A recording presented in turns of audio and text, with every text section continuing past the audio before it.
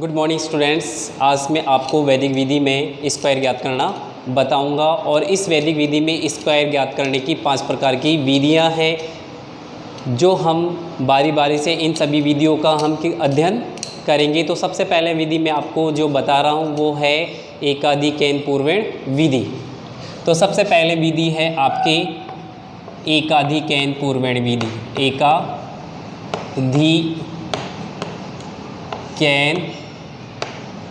पूर्वेण विधि। इस विधि के माध्यम से हम स्क्वायर ज्ञात करना सीखेंगे। तो सबसे पहले हम एक एग्जाम्पल लेकर हम इसको हल करना सीखेंगे। तो जैसे मैंने यहाँ पे ले लिया 15, तो हमें इसका स्क्वायर करना है। तो सबसे पहले तो हमें ये पता होना चाहिए कि हम इस विधि के माध्यम से स्क्वायर किस प्रकार से ज्ञात कर सकते हैं। तो इस विधि में देखो यहाँ पे ये 15 दिया हुआ है। तो पहला तो आपका इकाई अंक हो गया और दूसरा आपका क्या अंक हो गया, दहाई अंक। अब जैसे मैंने संकेत लिखा इसमें, यदि इस विधि में इकाई अंक 5 हो तभी हम इस विधि का स्क्वायर यानी वर्ग ज्ञात कर सकते हैं। यदि इसका इकाई अंक 5 नहीं हो तो हम इस विधि के माध्यम से स्क्वायर ज्ञात नहीं कर सकते हैं। तो यहाँ पे आपको इकाई अंक कितना दिया हुआ है, 5, और यहाँ पे दहाई अंक कितना दिया हुआ है, 1। तो इस विधि को हम देखो, सबसे पहले हम इसका फॉर्मूला लगाते हैं। तो ये इकाई अंक हो गया और ये आपका क्या हो गया, दहाई अंक। तो यहाँ पे लिखेंगे हम दहाई अंक का वर्ग, यानी दहाई अंक इंटू उसका एक अधिक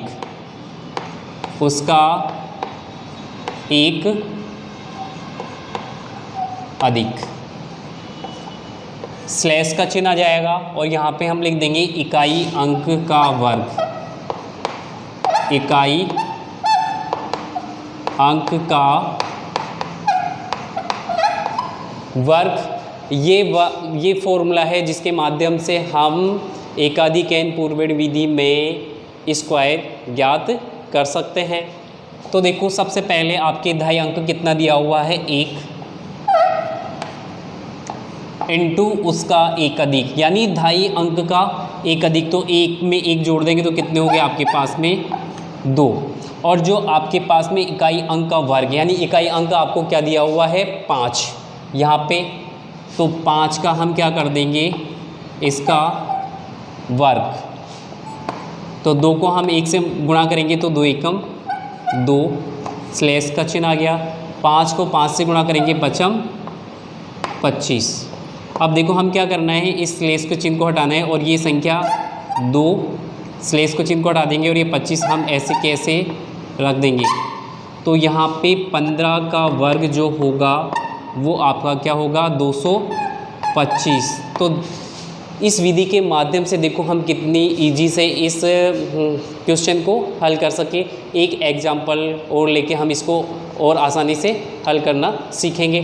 जैसे मान के चलो मैंने यहाँ पे लिया 75, इसका हमें वर्ग ज्ञात करना है। तो इसका वर्ग ज्ञात करने के लिए हम क्या करेंगे, देखो सबसे पहले तो आपको इकाई अंक कितना दिया हुआ है, 5, और ये दहाई अंक कितना है, 7। तो जो फॉर्मूला में दिया हुआ था, और आपका फॉर्मूला क्या था, दहाई अंक इंटू उसका एक अधिक और स्लैश, और फिर क्या होता है, इकाई अंक का वर्ग। तो यहाँ पे दहाई अंक कितना दिया हुआ है, 7, फिर उसका एक अधिक। तो उसका एक अधिक कितना हो जाएगा आपके पास में, यानी 7 में 1 जोड़ देंगे तो कितने हो गए, 8, स्लैश का चिन्ह।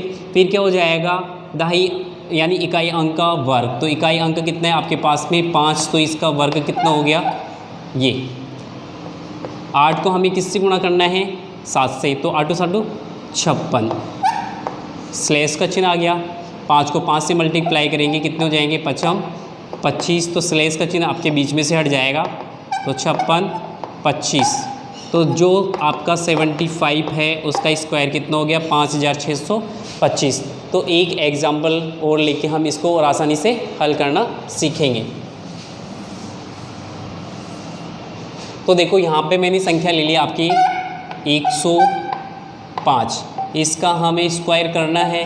तो इसका स्क्वायर करेंगे तो सबसे पहले तो देखो यहाँ पे इकाई अंक कितना दिया हुआ है आपके पास में 5, और दहाई अंक जो आपको दिया हुआ है वो कितना दिया हुआ है 10। तो दहाई अंक सबसे पहले तो हम दहाई अंक रखेंगे इनटू उसका एक अधिक, यानी दहाई अंक का एक अधिक यानी 10 का 10 में 1 जोड़ देंगे तो 10 और 1 11, स्लेश का चिन्ह आ गया। फिर 5 है इकाई अंक है तो इकाई अंक का वर्ग यानी 5 का वर्ग। तो 10 को हमें 11 से मल्टीप्लाई करना है तो कितने हो जाएंगे 110, और पचम स्लेश का चिन्ह आ गया, पचम 25। अब हमें क्या करना है, ये जो स्लेश का चिन्ह है हम इसको रिमूव कर देंगे तो 110 और ये 25, स्लेश का चिन्ह हट गया और क्या उतर गया आपके 25। तो यहाँ पे जो 105 का वर्ग है तो वो है 11,025। तो देखो हम वैधि विधि के माध्यम से या एकाधिक एन पूर्ण विधि के माध्यम से इस वर्ग को बहुत ही आसानी से हल करना सीखे।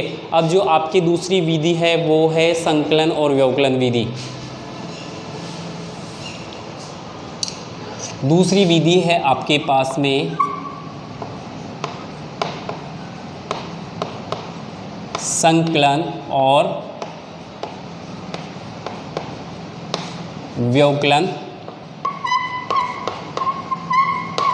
विधि, या इसी विधि को हम कहते हैं इष्ट संख्या, इष्ट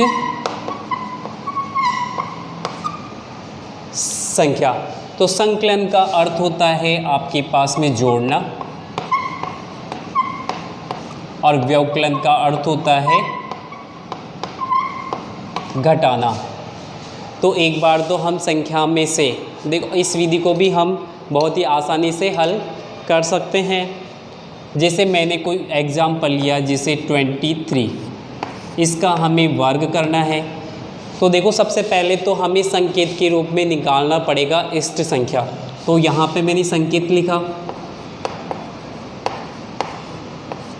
अब देखो इष्ट संख्या हमें फाइंड करनी है। सबसे पहले तो इष्ट संख्या, अब देखो यहाँ पे आपके पास में जो संख्या दी हुई वो कितनी है 20, और 20 से जो ज़्यादा है वो कितना ज़्यादा है 3। तो ये 3 ही आपकी क्या हो गई इष्ट संख्या हो गई।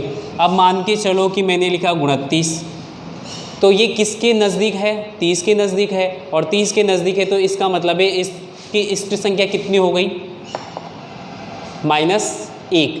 यदि मान के चलो ये 32 है तो ये भी किसके समीप है 30 के समीप है, तो इसकी इष्ट संख्या कितनी हो जाएगी प्लस के 2। माइनस प्लस चिन्ह लगाओ तो लगाओ, नहीं तो मत लगाओ, ठीक है। अब इसका जो फॉर्मूला होता है वो है सबसे पहले तो संख्या, फिर इष्ट संख्या, ब्रैकेट, फिर ब्रैकेट बंद हो जाएगा, यहाँ पे ब्रैकेट स्टार्ट संख्या और माइनस इष्ट संख्या, इष्ट संख्या ब्रैकेट क्लोज, प्लस इष्ट संख्या का हम क्या कर देंगे इसका होल स्क्वायर। तो ये फॉर्मूला है और इस फॉर्मूले में हम संख्याएं रखेंगे। तो बराबर संख्या कितनी आपके पास में 23। अब जो आपके पास में संकेत आया हुआ है वो कितना है प्लस के 3, तो एक बार तो प्लस के 3 कर देंगे। और यहाँ पे संख्या कितनी है आपके पास में 23 माइनस के, फिर इष्ट संख्या यानी 3 माइनस कर देंगे, फिर चिन्ह किसका है आपके पास में प्लस का, और यहाँ पे इष्ट संख्या कितनी है आपके 3 और इसका क्या हो रखा है होल स्क्वायर। तो हम क्या कर देंगे इसका वर्ग कर देंगे। 23 और 3 कितने होते हैं 26। अब जब हम दोनों ब्रैकेटों को रिमूव करेंगे तो दोनों के बीच में जो चिन्ह आएगा वो किसका आएगा बच्चों गुणा का। जब भी हम ब्रैकेट को यदि रिमूव करते हैं या ब्रैकेट को हटाते हैं तो चिन्ह आपका इनटू का चिन्ह आता है। और यहाँ पे 23 में से कितने 3 घटाएंगे तो कितने बचेंगे बच्चों 20,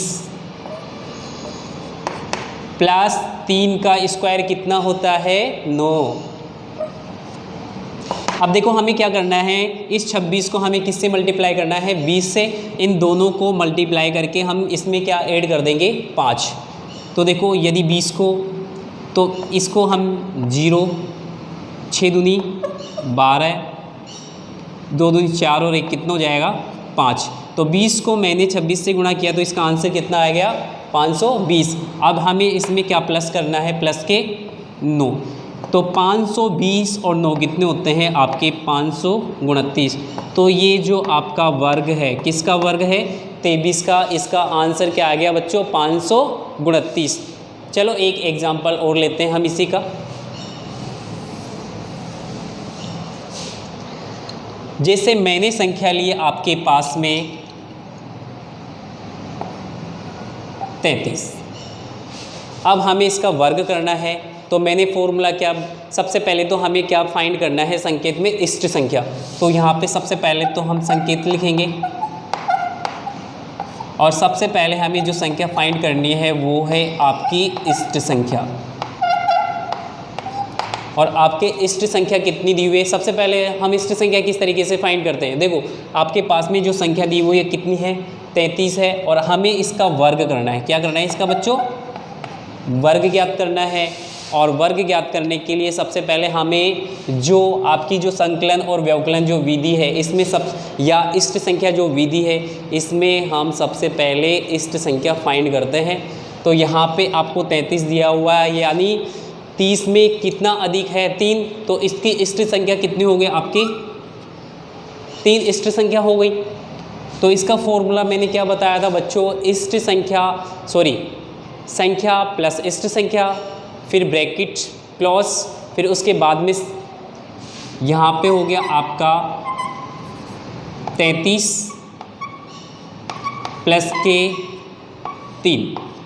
यानी इस संख्या में हमें एक बार तो इष्ट संख्या प्लस करनी है और संख्या में हमें इष्ट संख्या क्या करनी है माइनस करनी है। और प्लस में जो आपके पास में जो इष्ट संख्या दी हुई है उसका हमें क्या करना है बच्चों, वर्ग करना है। अब देखो 33 और 3 कितने होते हैं बच्चों 36। अब हमें क्या करना है, इसका ब्रैकेट रिमूव करना है और ब्रैकेट रिमूव करेंगे तो हम चिन्ह किसका लगाएंगे बच्चों, इनटू का। फिर 33 में से 3 गए तो कितने बच जाएंगे आपके पास में 30 प्लस 3 का स्क्वायर कितना होता है 3 तिया 9। अब हमें 36 को मल्टीप्लाई करना है 30 से, तो 0 36 18 हासिल की 1 3 तिया 9 और 1 कितना होता है बच्चों 10 प्लस इसमें हमें 9 जोड़ना है। तो 0 और 9 कितने होते हैं 9 8 0 1। तो 33 का जो आपका वर्ग हो गया वो बच्चों कितना हो गया 1089। तो देखो इसके माध्यम से भी हम कितनी आसानी से वर्ग ज्ञात कर सकते हैं। अब तीसरी जो विधि है आपकी वो है अनुरूपण।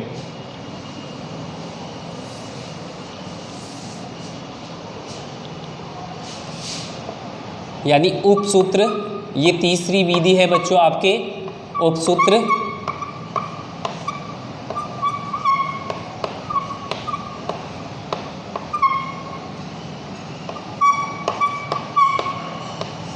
अनुरूपण, इसके माध्यम से भी हम बहुत ही आसानी से वर्ग ज्ञात कर सकते हैं। और इसको हल करने के लिए हम एक एग्जाम्पल लेते हैं बच्चों। जैसे मैंने यहाँ पे ले लिया 16। अब हमें क्या करना है, इस 16 का वर्ग करना है। तो इसका वर्ग करने से पहले हमें इसके खंड बनाने हैं।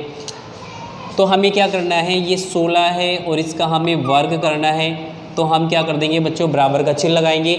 सबसे पहले तो हमें प्रथम खंड में फर्स्ट संख्या जो दी हुई है आपकी 1, जैसे ये इसका आपका प्रथम खंड हो गया और हम यहाँ पे क्या रख देंगे 1 और इसमें मैं क्या कर दूँगा इसका वर्ग। फिर आपके सेकंड खंड में आएगा, मैं क्या करूँ इन दोनों को 1 और इंटू 6, 1 को मैं किससे मल्टीप्लाई कर दूँगा 6 से। तो ये आपका सेकंड खंड आ गया। और जो थर्ड खंड है आपका, जैसे मैंने 1 का स्क्वायर किया है तो उसी प्रकार से मैं क्या कर दूंगा बच्चों 6 का भी हमें क्या करना है, इसका स्क्वायर करना है। तो इसका भी हमने क्या कर दिया बच्चों, स्क्वायर कर दिया। बराबर के नीचे बराबर का चिन्ह लगा देंगे। 1 को 1 से मल्टीप्लाई करते हैं तो आंसर कितना आता है बच्चों 1। अब 6 को मैं 1 से मल्टीप्लाई करूँगा तो आंसर कितना आएगा आपका 6, 6 का 6। और 6 का वर्ग कितना होता है बच्चों 36।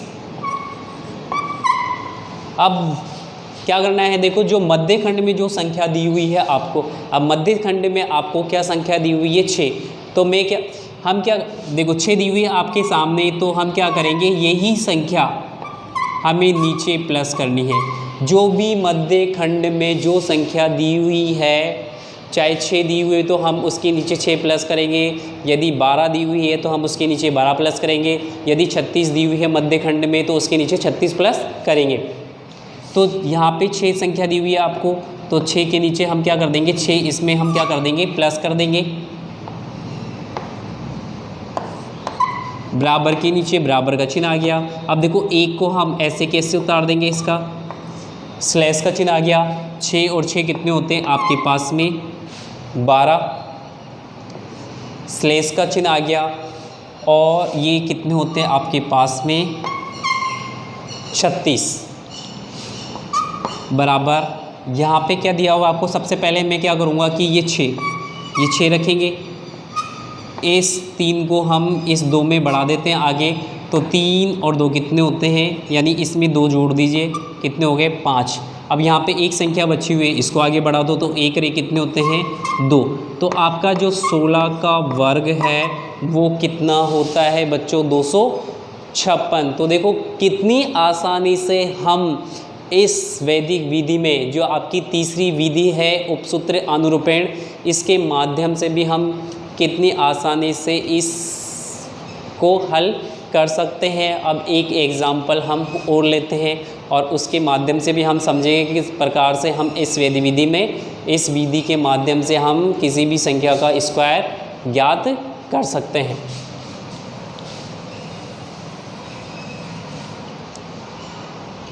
अब जैसे मैंने ले लिया यहाँ पे 72,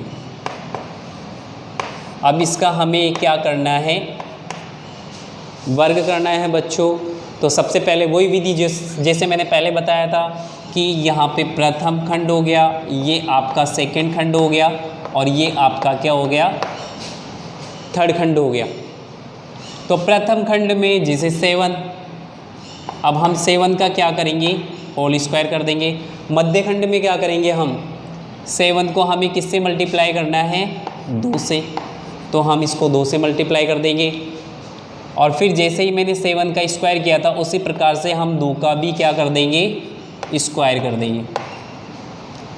तो 7 को 7 का स्क्वायर कितना होता है 49।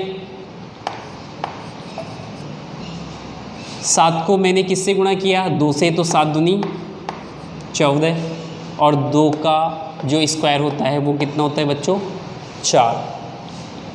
अब जैसा कि मैंने पहले बताया था कि मध्य खंड में जो संख्या दी हुई है उसके नीचे वही संख्या हम क्या कर देंगे प्लस कर देंगे।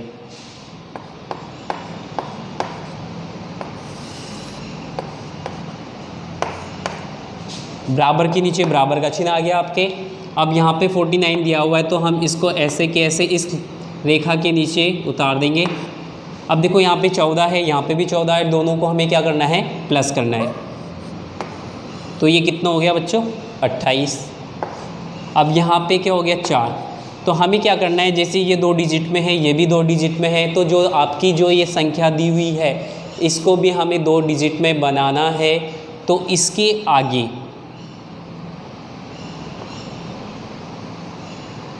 हम क्या रख देंगे 0। तो इसका जो आंसर आएगा वो बच्चों किस तरीके से आएगा, आपके पास में कितना दिया हुआ है 4। तो सबसे पहले हम इसको 4,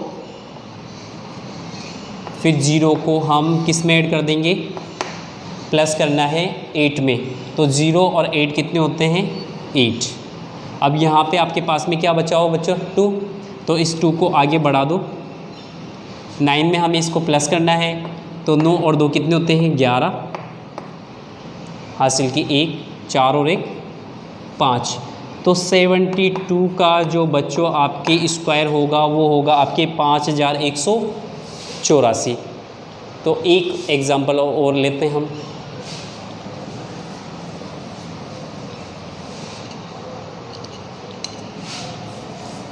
जैसे मैंने ले लिया आपके पास में 84, इसका हमें वर्ग करना है और वो भी वर्ग करना है उपसूत्र आनुरूपण विधि के माध्यम से।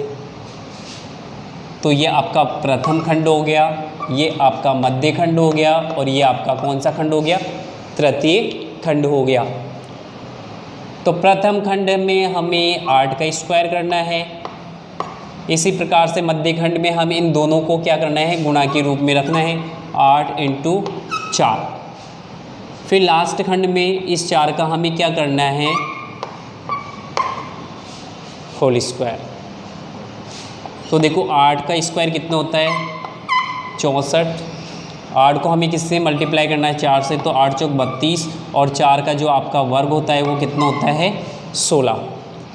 अब उसी प्रकार से मध्य खंड के नीचे मध्य खंड वाली संख्या हमें रखनी है। तो मध्य खंड में कितनी संख्या है, 32। तो हमें 32 से इसमें क्या करना है, प्लस करना है। नीचे लाइन डालेंगे, बराबर के नीचे बराबर का चिन्ह। इस 64 को हमें ऐसे कैसे उतारना है, स्लैश का चिन्ह लगाना है। 32 और 32 कितने हो गए आपके पास में, 64।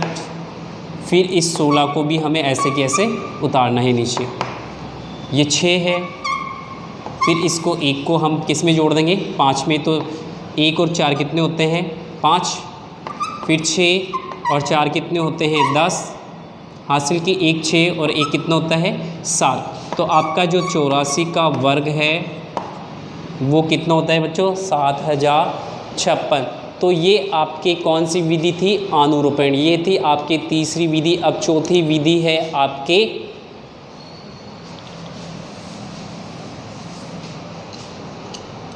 चौथी विधि आपके है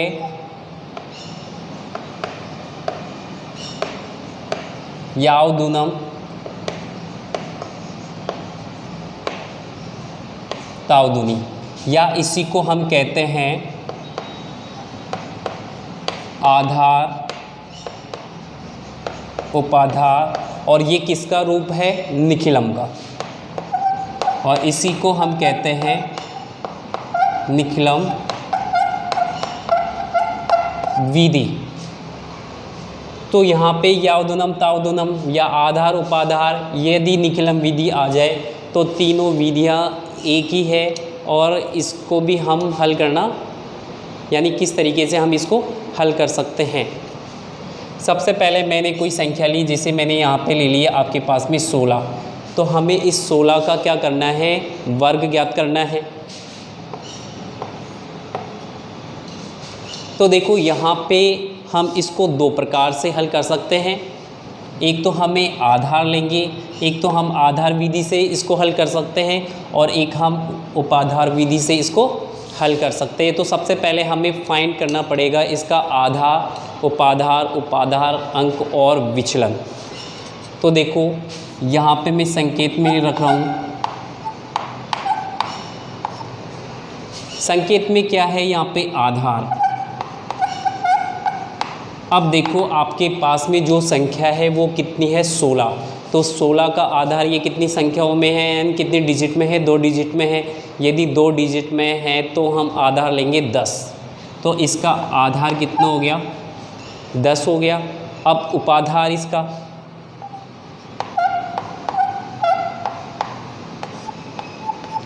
उपाधार कौन सी श्रेणी में है, ये 10 की श्रेणी में। तो 10 को हमें किससे मल्टीप्लाई करना है, 1 से।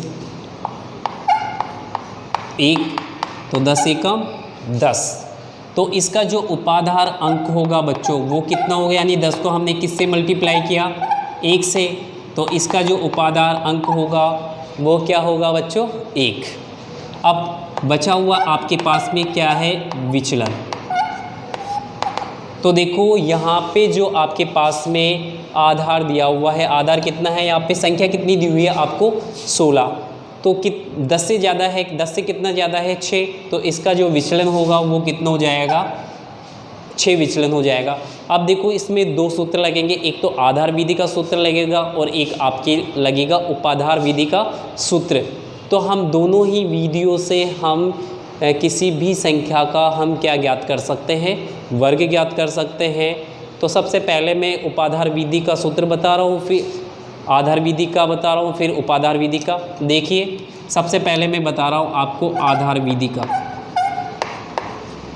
आधार विधि, जो आधार विधि में जो फॉर्मूला लगेगा वो इस तरीके से लगेगा। सबसे पहले तो आपके पास में आ जाएगी संख्या प्लस विचलन, और यहाँ पे हो जाएगा स्लेश का चिन्ह आ जाएगा, और ये हो जाएगा विचलन का स्क्वायर।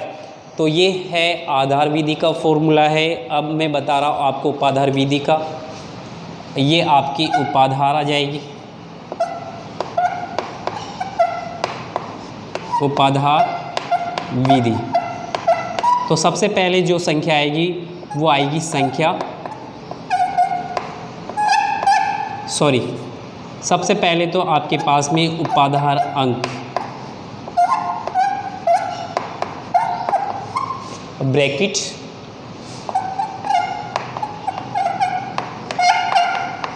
संख्या प्लस विचलन, ब्रैकेट क्लॉज, और स्लैश का चिन्ह आ जाएगा, और विचलन का हम क्या कर देंगे होल स्क्वायर। तो हम दोनों ही, अब देखो सबसे पहले तो हमें क्या करना है कि आधार विधि में या तो 10 से लेके 19 तक, इस विधि में हम इसका स्क्वायर बहुत ही आसानी से कर सकते हैं, लेकिन आपको जो फॉर्मूला लगाना है वो उपाधार विधि का फॉर्मूला लगाना है। क्योंकि कभी कभी क्या होता है, यदि मान के चलो कोई संख्या 20 या 23 या 25 आ जाए, या 203 आ जाए, या 405 आ जाए, तो उस समय हम आधार विधि से यदि वर्ग ज्ञात करते हैं तो हमारा आंसर रोंग आएगा, यानी गलत आएगा। तो हमें जो फॉर्मूला लगाना है वो लगाना है उपाधार विधि। अब जैसे मान के चलो यहाँ पे संख्या कितनी दी हुई है आपके पास में 16, तो मैं फॉर्मूला लगा रहा हूँ आपके। सबसे पहले तो आधार विधि, तो यहाँ पे इसका फॉर्मूला क्या है, देखो संख्या है प्लस विचलन, स्लैश का चिन्ह आ जाएगा, और यहाँ पे क्या कर देंगे विचलन का होल स्क्वायर। अब आपके पास में संख्या कितनी दी हुई है 16, और प्लस विचलन अभी आपने निकाला था, कितना निकाला था 6, तो ये 6 हो गया, और विचलन का होल स्क्वायर यानी 6 का हमें क्या करना है होल स्क्वायर। तो 16 और 6 जो आपके पास में होती है कितने होते हैं 22, और 6 6 36। तो हमें क्या करना है, देखो अब ये 6 है, इस 3 को हम आगे बढ़ा देंगे, किस में जोड़ देंगे 2 में, तो कितने हो जाएंगे आपके पास में 5, और ये आपके 2। तो 16 का जो वर्ग होगा वो कितना होगा 256। इसी को मैं उपाधार विधि से किस प्रकार से हल कर सकता हूँ, देखिए। अब जैसे मान के चलो आपके पास में 23 है, और हमें 23 का हमें क्या करना है होल स्क्वायर करना है। तो सबसे पहले हम क्या करेंगे, इसका विचलन, आधार, उपाधार और उपाधार अंक हमें क्या निकालना पड़ेगा, फाइंड करना पड़ेगा। तो ये यहाँ पे आपको दिया हुआ है। सबसे पहले तो आपके पास में आधार आ जाएगा। अब आधार कितना है आपका 10, फिर इसका उपाधार, उपाधार कितना है, अब देखो ये कौन सी श्रेणी में है, ये यहाँ पे 20 की श्रेणी में है, 20 अंक। तो यहाँ पे जो आपका उपाधार अंक आएगा वो क्या है, उपाधार जो आएगा वो क्या आएगा 20। तो मैं यहाँ पे 10 को किससे गुणा करूँ कि 20 आ जाए। तो बच्चों हमें किससे गुणा करना है 2 से। तो 10 को मैंने किससे गुणा किया 2 से, तो इसका जो उपाधार आया वो कितना आया बच्चों 20। अब हम क्या फाइंड करेंगे उपाधार अंक, तो ये आ जाएगा आपकी उपाधार अंक। और 10 को मैंने किससे मल्टीप्लाई किया था बच्चों 2 से, तो इसका उपाधार अंक कितना हुआ 2, ये 2 हो गया। अब देखो हमें क्या फाइंड करना है विचलन, तो ये आपका विचलन हो गया। विचलन कितना हो गया आपके पास में प्लस के 3। तो हमें कौन सी विधि से इसको फाइंड करना है, यावदुनम तावदुनम में हम आधार से मैंने अभी आपको बताया था। अब मैं बता रहा हूँ आपको उपाधार विधि से कि हम उपाधार विधि से किसी भी संख्या का वर्ग किस तरीके से फाइंड कर सकते हैं या ज्ञात कर सकते हैं। तो सबसे पहले हमें उसका फॉर्मूला पता होना चाहिए, जो मैंने अभी थोड़ी देर पहले आपको बताया था। तो सबसे पहले हम फॉर्मूला लगाते हैं। तो सबसे पहले इसका फॉर्मूला हो जाएगा आपके उपाधार अंक ब्रैकेट संख्या प्लस के विचलन स्लैश विचलन इनटू विचलन। ठीक है बच्चों, तो यहाँ पे उपाधार अंक कितना दे दिया आपको 2, संख्या कितनी दी हुई है आपके पास में 23, प्लस इसका विचलन कितना है 3, स्लैश का चिन्ह आ जाएगा, सॉरी ब्रैकेट फिर स्लैश का चिन्ह 3 इंटू 3। तो देखो 2 ब्रैकेट को रिमूव करेंगे तो इंटू का चिन्ह आ जाएगा। ये कितना हो गया आपके पास में 23 और 3 कितने होते हैं 26, और ये आपके हो जाएगा 3 तिया 9। तो 26 को मैं किससे गुणा करूँगा 2 से, तो 26 दूना 52। अब यहाँ पे आपके पास में संख्या कितनी दी हुई है 9, तो हमें इसको 2 डिजिट में बनाना है। तो इसके आगे हम क्या लगाएंगे 2। तो देखिए इसका कैसे होगा, सबसे पहले 9, इस 0 को हमें आगे बढ़ाना है, किस में जोड़ना है 2 में, तो 0 और 2 कितना होता है 2, और यहाँ पे क्या बचा 5। तो जो 23 का स्क्वायर है वो कितना हो गया 529। तो ये थी आपके चौथी विधि यावदुनम तावदुनी विधि या उपाधार विधि या निकलम विधि। अब जो आपकी 5वीं विधि बची हुई है वो है द्वंद्व योग विधि। तो इसका वीडियो मैंने पहले ही आपको डाल रखा है। यदि मेरा वीडियो आपको पसंद आए तो प्लीज़ मेरे चैनल को सब्सक्राइब और लाइक ज़रूर कीजिएगा। मैं आपका सपोर्ट चाहता हूँ।